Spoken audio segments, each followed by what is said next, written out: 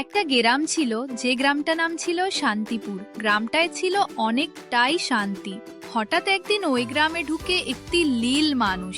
মানুষটা দেখতে একদম আলাদা।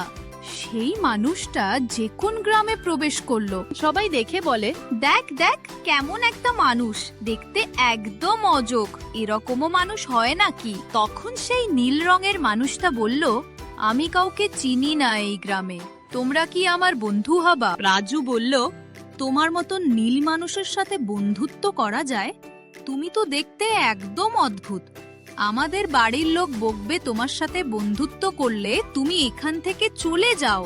নীল মানুষটার ওই কথা শুনে অনেকটাই খারাপ লাগলো। মন খারাপ করে ওখান থেকে চলে যায়। রেল মানুষটা একটা দোকানে গিয়ে বলে, আমাকে কিছু খাবার দিতে পারবেন আপনি? দোকানদার বলে, তুমি কেমন একটি দেখতে, দেখেই তো ভয়ঙ্কর লাগছে, তোমাকে কিভাবে আমি খাবার দেব? এই দোকানের খাবার তোমার জন্য হবে না, এই খাবার শুধু মানুষ খেতে পারে, তুমি তো মানুষদের মতন দেখতেও না, তুমি কে? মিল মানুষটা ক্ষুধার্ত অবস্থায় চলে গেল একটা বটগাছের গোড়ায়। সেখানটা গিয়ে একটু বিশ্রাম করল। মনটা অনেকটাই খারাপ ছিল।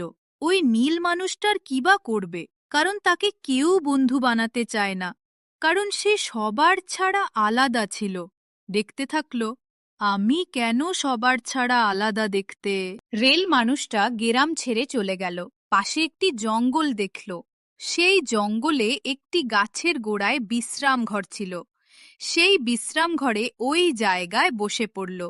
আর সেই সময় আর একটা আলাদা রূপে পরিবর্তন হয়ে গেল। দেখতে একদমই আলাদা, একদম চমৎকার হয়ে গেল। সেই সময় একটা সাধু বাবা এলো। সাধু বাবা এসে বলে, হে কৃষ্ণা দেবতা, আমি তোমারই অপেক্ষায় ছিলুম, এতদিন তোমার জন্যই তপস্যা করতাম, আজ তুমি দেখা দিলে আমায় আমি অনেক খুশি। কৃষ্ণা বলে, আমি নিজেই জানি না আমি কিভাবে কৃষ্ণা দেবতার রূপ পেলাম, কিন্তু তুমি কেন আমার জন্য অপেক্ষা করতে? একটু বলতে পারো কি এমন দরকার আমাকে তোমার? তখন সাধু বাবা বলল, হে কৃষ্ণা দেবতা, আমাদের গ্রামে কিছুদিন ধরে অনেক সমস্যা হচ্ছে। কৃষ্ণা বলল, এমন কি সমস্যা হচ্ছে যে তোমার আমাকে প্রয়োজন? সেই সাধু বাবা বলল, হে কৃষ্ণা দেবতা, আমাদের গ্রামে একটি জিন প্রবেশ করেছে। সেই জিনটি আমাদের ভয় দেখায়।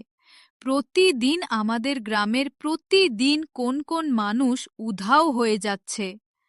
তুমি একটু ওই দিনটাকে আমাদের গ্রাম থেকে দূর করে দিতে পারবা? ওই দিনটা আমাদের অনেক সমস্যা করছে আর আমাদের খুব ভয় দেখাচ্ছে।